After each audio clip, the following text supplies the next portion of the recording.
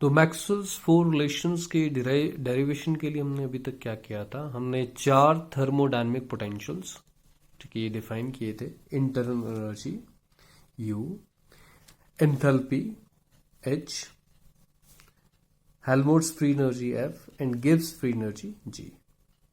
ये 4 आपने thermodynamic potentials define किए और फाइनली इनके डिफरेंशियल्स निकाले। तो du आपके पास आया था TdS माइनस PdV, dH की वैल्यू भी आई थी, dF की भी आई थी और dG की भी आई थी। चारों हम निकाल चुके हैं। और मैंने ये चीज बताई थी कि इस पर अगर कॉन्सेंट्रेट किया जाए, अगर सपोज मैं वॉल्यूम को कांस्टेंट मान जाता हूं तो PdV आपके पास 0 हो जाएगा, क्योंकि dV 0 हो जाएगा रादर, ठीक है। अगर वॉल्यूम कांस्टेंट है तो dV 0 है, तो du is TdS rather curly U is equal to T curly S, ठीक है। आपके पास क्या है, curly U is equal to T curly S, लेकिन क्या चीज आपने कांस्टेंट मानी, दैट इज V। अगर ऐसी बात है तो curly U by curly S is equal to T at constant V, ठीक है। और यही हमने बताया, curly U by curly S that is equal to T at constant V। Similarly अगर मैं सपोज करूं कि भाई एंट्रोपी कांस्टेंट है, तो आप ds को 0 कर जाओगे, तो यही कर्ली S आपके पास क्या बन जाएगा, that is minus P curly V। आपके पास ये वाली चीज आ जाएगी, ठीक है। ये वाली 0, क्योंकि S आपने क्या मान लिया, कांस्टेंट मान लिया, तो S इज कांस्टेंट। तो क्या बनेगा, curly U by curly V is minus P at constant S। तो देखिए पहला यही चीज है आपके पास, ये निकल के आती है। फिर अगर मैं DH के साथ बात करूं और आगे प्रोसीड करूं, तो यहां अगर बात की जाए, अगर मैं S को कांस्टेंट कर देता हूं तो DS 0 हो जाएगा। तो आप क्या लिखोगे, DH is equal to V dP rather curly H is equal to V curly P, लेकिन आपने क्या चीज कांस्टेंट मानी, दैट इज S। तो क्या बनेगा, curly H by curly P at constant S that is equal to V। तो देख लीजिए curly H by curly P, ठीक है, at constant S that is equal to V। ये सेकंड पार्ट इसका आया था। और फर्स्ट पार्ट इसका क्या बनेगा कि अगर मैं सपोज पहले मैंने S को कांस्टेंट माना, मैं P को कांस्टेंट मान जाता हूं, तो dP आपके पास क्या हो जाएगा, 0। ये dP 0 कंसिडर हो जाएगा। तो क्या बनेगा, curly H that is equal to T curly S, T curly S। तो कर्ली H, तो T क्या बन जाएगा, curly H by curly S at constant P। तो T is curly H by curly S constant P। और इसी तरीके से हमने सारे बाकी भी बताए थे, ठीक है। यही तरीका लगा के आप माइनस P यहां से आ जाएगा, curly F by curly V at constant T, ठीक है, that is minus P and curly F by curly T at constant V that is minus S, ये आ जाएगा। इसी तरीके से आपके पास ये दो आ जाएंगे। तो यहां तक हमने ये चीज कर ली थी। अब आगे हमने क्या डिराइव करने, मैक्सवेल्स फोर रिलेशंस। देखिए हमने जो इंटरनल एनर्जी है इन ए वे V और S का फंक्शन मान लिया, अगर यहां बात की जाए। और du आपके पास क्या है, दैट इज एग्जैक्ट डिफरेंशियल। और कोई एग्जैक्ट डिफरेंशियल हो तो उसमें क्या होता है, उसको उसके अगर दो वेरिएबल्स कंसिडर किए जाएं उसके साथ, मतलब u इज फंक्शन ऑफ, हम मान रहे हैं V एंड S, किसके अकॉर्डिंग, इसके अकॉर्डिंग। अगर ऐसी बात है तो मैं कैसे लिख सकता हूं, curly U by curly V, ठीक है, एट कांस्टेंट S, ठीक है, V के साथ ले लिया, S कांस्टेंट कर दिया। अब आप S के साथ डेरिवेटिव कर दीजिए और आप V कांस्टेंट कर दीजिए, and that will be equal to, आप दोबारा डेरिवेटिव कीजिए U का, लेकिन अब जो पहला डेरिवेटिव होगा वो S के साथ करेंगे, हम उल्टा रहे हैं एक किस्म से, ठीक है। और क्या चीज, कांस्टेंट V, और फिर आप derivative with respect to V करोगे, ठीक है, एट कांस्टेंट S, और ये बराबर होंगे। यही आपके पास क्या है, एग्जैक्ट डिफरेंशियल की डेफिनेशन है। तो अब अगर मैं कहूं कि आपके पास क्या है, तो आपने U को S function of S and V consider किया है, ठीक है। इसको देखते हुए जो अभी हमने डिराइव किया, इसको देखते हुए हमने S और V कंसिडर किए हैं। तो पहला डेरिवेटिव मैंने S के साथ लिया, V को कांस्टेंट माना, फिर दूसरा डेरिवेटिव मैंने V के साथ लिया तो S कांस्टेंट माना, और ये ऑर्डर जो है मैंने रिवर्स कर दिया, पर ये वैल्यूज आपके पास बराबर आएंगी अगर डी यू क्या है, एग्जैक्ट डिफरेंशियल है, और ये एग्जैक्ट डिफरेंशियल्स हैं। इसकी वैल्यू मुझे पता है, इसकी वैल्यू मैं यहां से सब्स्टिट्यूट कर सकता हूं, ठीक है। ये आपके पास क्या होगा, that is T curly u by curly s at constant v, that is t, curly u by curly s constant v, that is t। तो क्या बन जाएगा, curly by curly v ये as it is, और ये t बन चुका है at constant s, ये s यहां से आ गया, and that is equal to क्या बन जाएगा, curly by curly s ये as it is, curly u by curly v at constant s, ठीक है, that is minus p। तो ये माइनस पी आएगा, माइनस में बाहर निकाल देता हूं P, and this is at constant V, V constant यहां से। तो ये आपके पास एक फॉर्मूला डेवलप हो गया, and that is Maxwell's, one of the Maxwell relations, ठीक है। ये मैक्सवेल्स का एक रिलेशन ही है, और सिमिलरली हमने बाकी करने हैं। जैसे मैं यहां एच की बात करूं तो एच आपके पास किसका फंक्शन, एस और पी का मान चाहिए, ठीक है।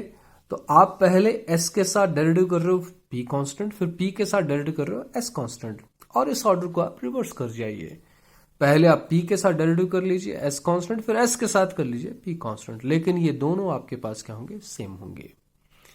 अब मैं क्या कर सकता हूं, ये value curly h by curly s at constant p, ठीक है, ये आपके पास क्या है, दैट इज t।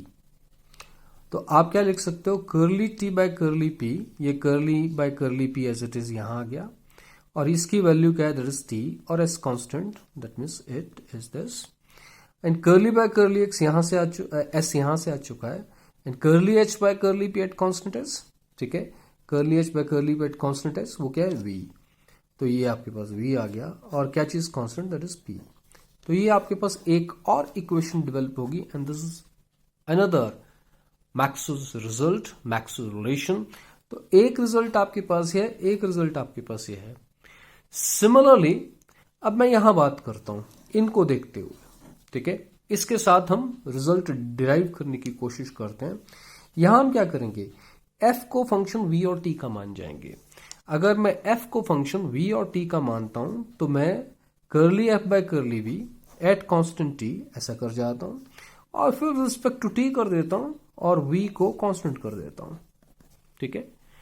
फिर दोबारा f का मैं फिर पार्शियल डेरिवेटिव कर रहा हूं, लेकिन पहले अब विद रिस्पेक्ट टू t करूंगा, मतलब v कांस्टेंट, और फिर विद रिस्पेक्ट टू मैं v करूंगा कीपिंग t कांस्टेंट। लेकिन df भी आपके पास क्या, दैट इज एग्जैक्ट डिफरेंशियल, तो ये दोनों भी क्या होंगे, बराबर होंगे।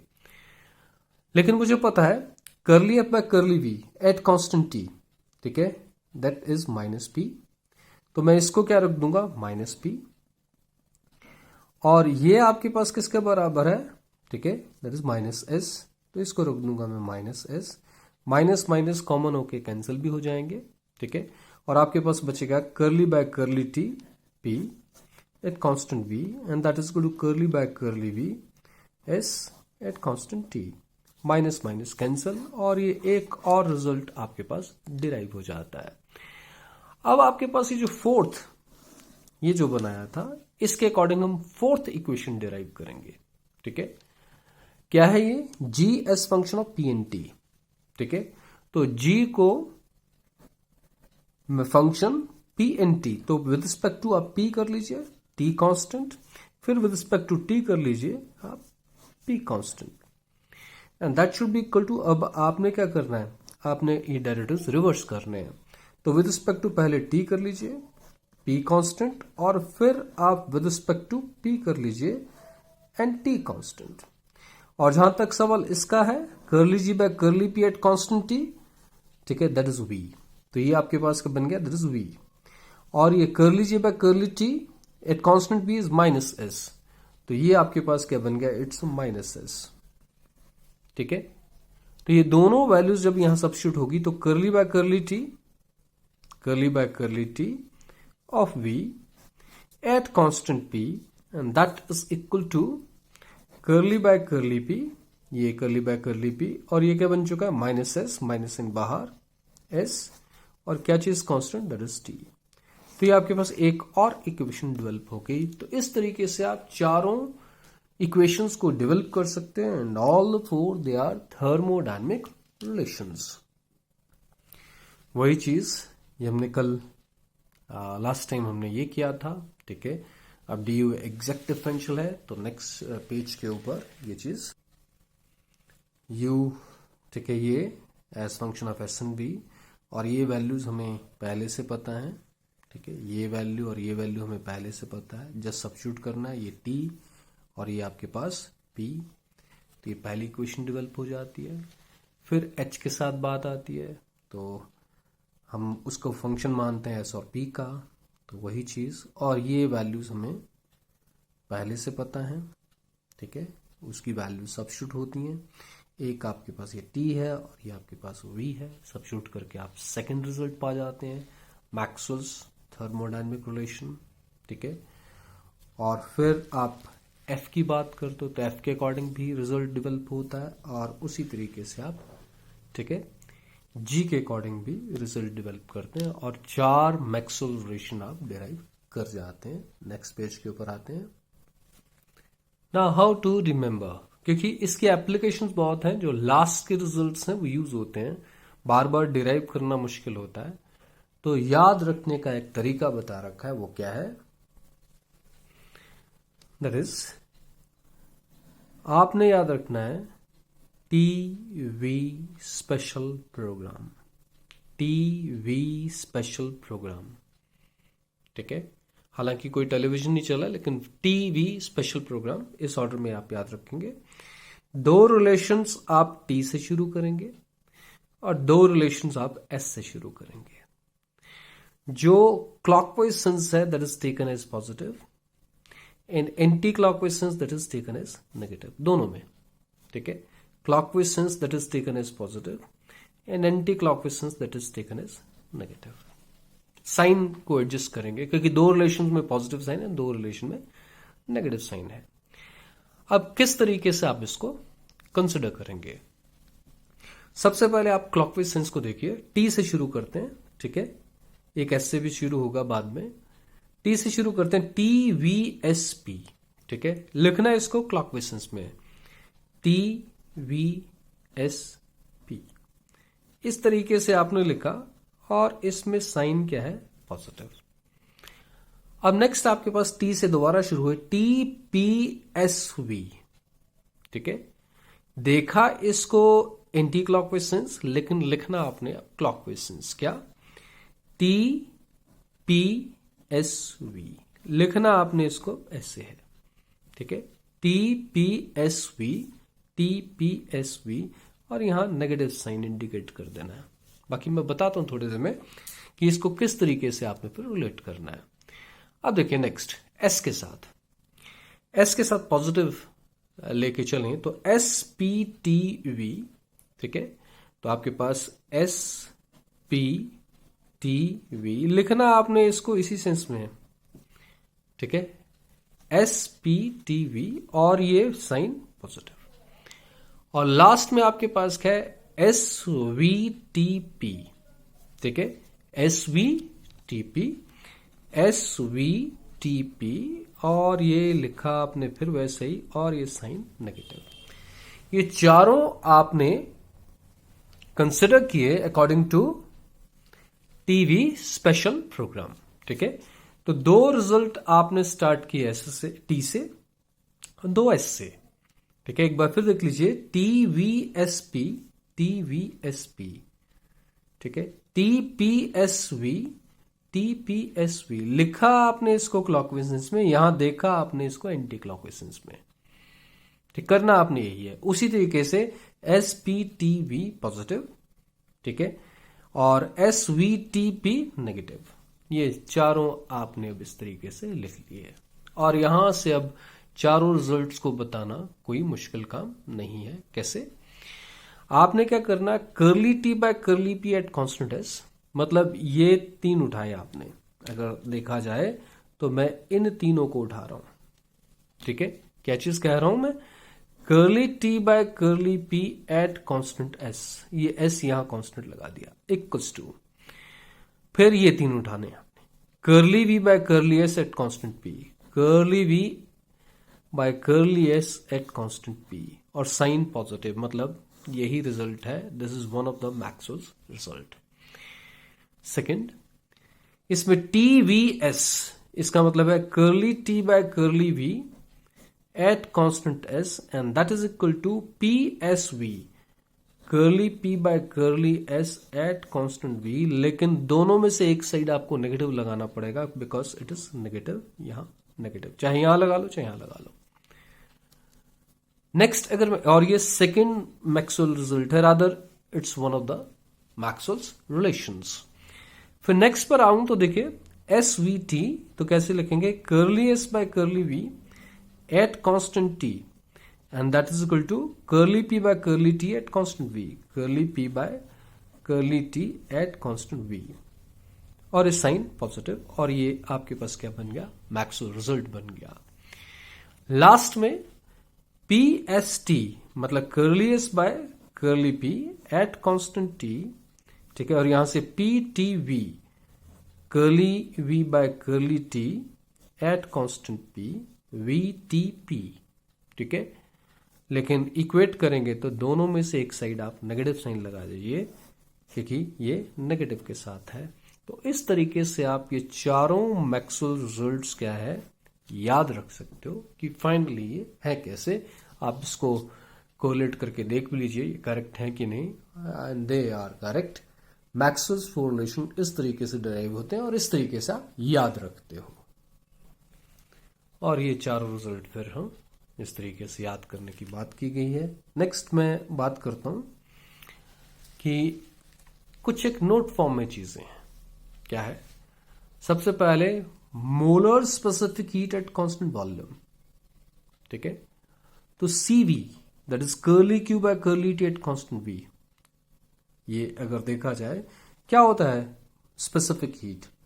स्पेसिफिक हीट होता है quantitative heat required to raise the temperature by unit kelvin. ठीक है, 1 केल्विन और 1 डिग्री सेल्सियस. 1 डिग्री मतलब केल्विन में डिग्री हम कंसिडर नहीं करते हैं, बात अलग.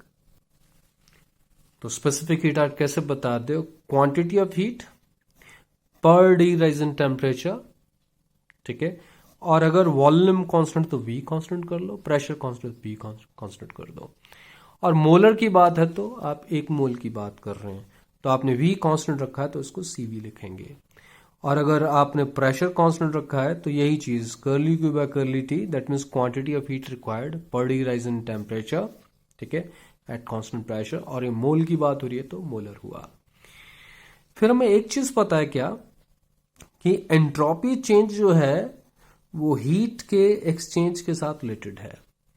That means ds is equal to dq by t. It's dq. ds is equal to dq by t. मैंने आपको ये भी बताया था कि डेल्टा से डिनोट करते हैं बिकॉज ये एग्जैक्ट डिफरेंशियल नहीं है. अगर मैं dq की बात करूं इस वक्त आप लिख जाएंगे. तो अगर मैं कहूं what is curly S then is curly q by t. इसी फॉर्मूले से मैंने लिखा. तो कर्ली क्यू को क्या लिख सकता हूं, टी कर्ली एस. ठीक है, तो जैसे ही मैं इस कर्ली क्यू को टी कर्ली एस लिखूंगा तो क्या बन जाएगा, it will be T curly S by curly T at constant V. तो ये फॉर्मूला आपके पास CV के लिए बन जाएगा. सिमिलरली CP के लिए भी क्या हो जाएगा, T curly S by curly T at constant pressure. यहां P कांस्टेंट हो जाएगा. तो ये दोनों रिजल्ट्स आपको क्लियर होने चाहिए. क्या कह रहा हूं, CV is this and this is T curly S by curly T. ठीक है, at constant V. फिर अगर CP की बात की जाए तो T curly S by ये S है. ठीक है, curly S by curly T at constant P. यहां वॉल्यूम कांस्टेंट था, यहां प्रेशर कांस्टेंट है. ये CV है और ये CP है. बस ये फर्क है. ये डेफिनेशंस आपकी एकदम क्लियर होनी चाहिए. 2-3 और डेफिनेशन जो अभी हम कर रहे हैं नेक्स्ट पेज के ऊपर. Coefficient of volume expansion. ठीक है, स्पेलिंग ठीक कर लेने. कोई चीज है जिसका वॉल्यूम V है, आपने टेम्परेचर इंक्रीज किया और उसका वॉल्यूम कर्ली V से इंक्रीज हो गया. तो कर्ली V आपके पास क्या है, that is increase in volume. ठीक है, अगर बात की जाए कर्ली V इज इंक्रीज की बजाय curly V is change in volume. ठीक है, जब आपने टेम्परेचर कर्ली टी से चेंज किया और उसका एक्चुअल वॉल्यूम वी था पहले।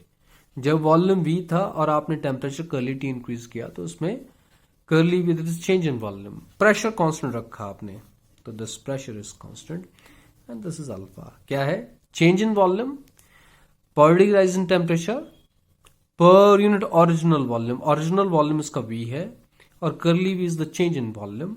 ठीक है, curly T is the change in temperature at constant pressure. तो it's change in volume curly V पर degree rise in per unit rise in temperature, that means curly T. ठीक है, per unit original volume, that means V. इसी को आपने शब्द दिए, words दिए हैं। एक और definition similarly, coefficient of pressure expansion, change in pressure per degree rise in temperature. ठीक है, curly P by curly T is change in pressure per degree rise in temperature at constant volume per unit original pressure. Suppose pressure P है और आपने curly T temperature rise करवाया है और pressure में change कितना है, दैट इज कर्ली पी, और वॉल्यूम आपके पास सेम था। जैसे गैस ही है, आपने वॉल्यूम चेंज नहीं होने दिया और आपने टेम्परेचर इंक्रीज किया, ओरिजिनल इसका प्रेशर पी है, तो curly P that is the change in pressure और टेम्परेचर में change that is curly T. तो change in pressure per degree rise in temperature at constant volume, volume आपने constant रखा है, पर यूनिट ओरिजिनल प्रेशर, इसको बोलते हैं coefficient of pressure expansion. ठीक है, ये डेफिनेशन भी एकदम क्लियर हो जानी चाहिए। Next is isothermal elasticity and adiabatic elasticity. Coefficients मतलब isothermal coefficient of elasticity. Modulus of elasticity क्या होते हैं? Stress over strain. ठीक है, स्ट्रेस को आप किस में देखते हो? That is a type of pressure, curly P. Strain आपके पास volumetric strain, curly V by V. Change in volume over original volume. Negative इसलिए लगा दें कि because by applying pressure volume में क्या आ जाता है? डिक्रीज आ जाता है। ठीक है, तो it's stress and it is strain at constant temperature. ठीक है, तो curly P by strain is minus curly V by V. ठीक है, एट कांस्टेंट टेम्परेचर। तो ये आपके पास क्या बन गया? Modulus of elasticity. क्योंकि टेम्परेचर आपने कांस्टेंट माना है, इसलिए ये आइसोथर्मल कोएफिशिएंट ऑफ इलास्टिसिटी, और इसको लिखने का तरीका ईटी। वैसे मॉडुलस ऑफ इलास्टिसिटी ई से लिखते हैं, अगर सबस्क्रिप्ट में टी लिख जाओ इसका मतलब है इट इज आइसोथर्मल। अब क्या करते हैं? वी को ऊपर ले जाते हैं, नेगेटिव साइन बाहर ले जाते हैं, तो माइनस वी, और क्या बचेगा? Curly P by curly V at constant T. तो ये curly P by curly V at constant T ये बच जाता है। लास्ट में बिल्कुल ऐसे ही अगर मैं एडियाबैटिक प्रोसेस की बात करता हूं, एडियाबैटिक प्रोसेस है आइसोएंट्रोपिक, तो एस कांस्टेंट निकल के आता है। बिल्कुल सिमिलर वे में टी की बजाय यहां एस कांस्टेंट होगा and this is adiabatic coefficient of elasticity. तो ये चीज